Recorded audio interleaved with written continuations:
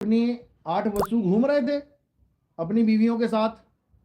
अब जैसे हमारे गांव में कोई आ जाए घूमता हुआ और उसे हमारी कोई मुर्गी या कोई बकरी या कोई भैंस या कोई गाय पसंद आ जाए और वो उसको हमसे बिना पूछे चोरी करके ले जाए, तो हम क्या करेंगे? क्या होगा? गांव में हल्ला मच जा, अरे चोर आ गए, मेरी गाय ले गया चोरी करके, मेरी बकरी ले गया, मुर्गी, पकड़ो मारो इसको। बस वही वाला हाल भीष्म पितामह का था। अच्छे खासे घूम रहे थे, 8 आदमी, 8 वसु, 8 उनकी बीवियां। भीष्म पितामह की जो घरवाली थी उसने ये जिद कर दी कि मुझे ये गाय चाहिए। घूम रहे थे, बड़ी सुंदर गाय थी वहां पे, वशिष्ठ ऋषि की गाय थी। कहती मुझे ये गाय चाहिए। अब उसने तो कह दिया मुझे ये गाय चाहिए, जैसे कोई हमारी घरवाली है, किसी की घरवाली है, उसने कह दिया मुझे ये चीज चाहिए, तो चलो वो तो एक स्त्री है, मन थोड़ा चंचल होता है, कोई चीज देख के एकदम भावुक हो जाती है, मुझे चाहिए चाहिए। जैसे सोने का मृग देख के सीता जी ने कह दिया मुझे ये चाहिए। समझ में आ रहा है? ऐसे ही चलो, उस मृग का तो कोई स्वामी नहीं था, वरना राम जी पहले वहां परमिशन लेते, मर्यादा पुरुषोत्तम थे, ऐसे लेके नहीं आते। जंगली मृग था तो पीछे चले गए, लेकिन वो तो गाय बंधी हुई है। वहां पर उस गाय के मालिक से पूछना हक बनता है कि महाराज ये आपकी जो गाय है मेरी पत्नी को बहुत प्रिय है, आप मुझे बताओ कि ये मैं कैसे प्राप्त कर सकता हूं, कितनी कीमत दूं इसकी मैं। ऐसा कुछ नहीं किया। क्या कर दिया? बाकी के जो 7 वसु थे उनको भी साथ में ले लिया, क्योंकि ये कहते हैं ना, धूर्त धूर्त आदमी क्या करता है, जब कोई कांड करने वाला होता है ना, तो 2 4 5 को और साथ में ले लेता है कि मैं अकेला क्यों मरूं, ये भी मरेंगे। अपना ग्रुप बड़ा बनाने के चक्कर में, ताकि जब सजा मिलेगी तो सब एक साथ डंडे खाएंगे। ऐसे ही शरारती बच्चे भी होते हैं। आप देखोगे क्लास में, स्कूल में क्या होता है, एक शरारती बच्चा क्या करता है, उसको पता है मैं तो पढ़ने के लिए आया ही नहीं हूं, मैं तो शैतान हूं 1 नंबर का, वो दूसरों को भी शैतान बनाने लग जाता है। अरे टीचर से क्या डरना, टीचर क्या कर लेगा, मारेंगे टीचर को पकड़ के, अरे टीचर क्या होता है, तो अपनी गैंग बनाना शुरू कर देता है। ऐसे ही भीष्म पितामह ने क्या किया, उन 7 लोगों को भ्रमित कर दिया। ये भ्रमित करते हैं ये लोग, उनका माइंड वॉश कर दिया, चोर बना दिया उनको। चोरी की भीष्म पितामह ने उस गाय की, और बाकी 7 को भी ले लिया साथ में। अब 8 चोरी करके लेके चले गए। अब क्या हुआ?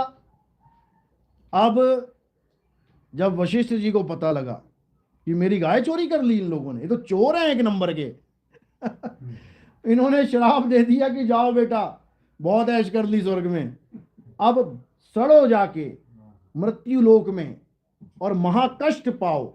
अब जब ये खबर वहां पहुंची, अब थर थर कांपे सारे, क्योंकि चोर चोरी तो कर लेता है, लेकिन जब सजा मिलती है ना, तब बेचारे की हालत खराब होती है।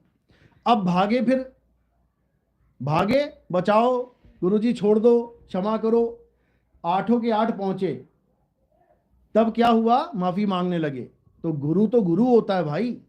उसने कहा, उसने दिव्य दृष्टि से देख लिया कि यार ये 7 लोग तो निर्दोष हैं, क्योंकि असली कीड़ा तो ये है, इस कीड़े को ठीक करना है, इन लोगों को माफ कर देते हैं, लेकिन श्राप दिया ले नहीं सकता वापस।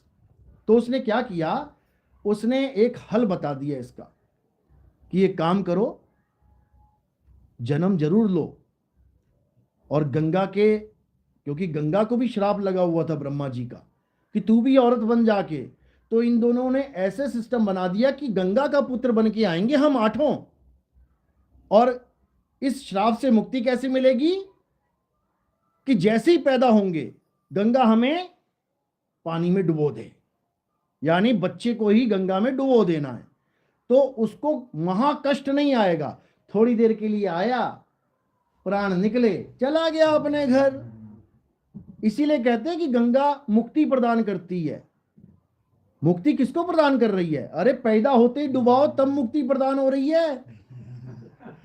जिसको मुक्ति चाहिए बच्चा पैदा करो, गंगा में डाल दो, मिल गई मुक्ति। कर्म करने के बाद मुक्ति थोड़ी नहीं मिल रही, उसके बाद तो कर्म भोग होता है। तो ये हल उनको पता लग गया कि भाई ये सबसे आसान है। देखो, मरना स्वीकार कर लिया उन लोगों ने, उन सातों ने मरना स्वीकार कर लिया कि हमें जैसी पैदा होंगे माताजी हमें डुबो देना, हमारा काम बन जाएगा। तो 7 को तो उन्होंने डुबो दिया, लेकिन 8वें के लिए क्या बोला ऋषि ने? कहता इसको नहीं मौत मिलेगी, इसको मौत भी नहीं देंगे हम। ये है असली फसाद की जड़, ये है असली गंदगी। इस गंदगी को धोएंगे, इसको इतना कष्टमय जीवन देंगे, इतना कष्टमय, तब जाके इसकी चोरी का पाप खत्म होगा। इसीलिए महाभारत में सबसे कष्टमय जीवन किसका है? भीष्म पितामह का है। ना बीवी का सुख, ना राज का सुख, राजा होते हुए बाप राजा है, बेटे को राज ही नहीं मिल रहा। सुंदर सुडौल शरीर है, सब कुछ है, घरवाली नहीं मिल रही। उसके बाद इच्छा मृत्यु भी मिली तो मौत नहीं मिल रही। ऐसा मारा कि मौत भी नहीं हो रही है। इतना खतरनाक इसने जघन्य अपराध किया था।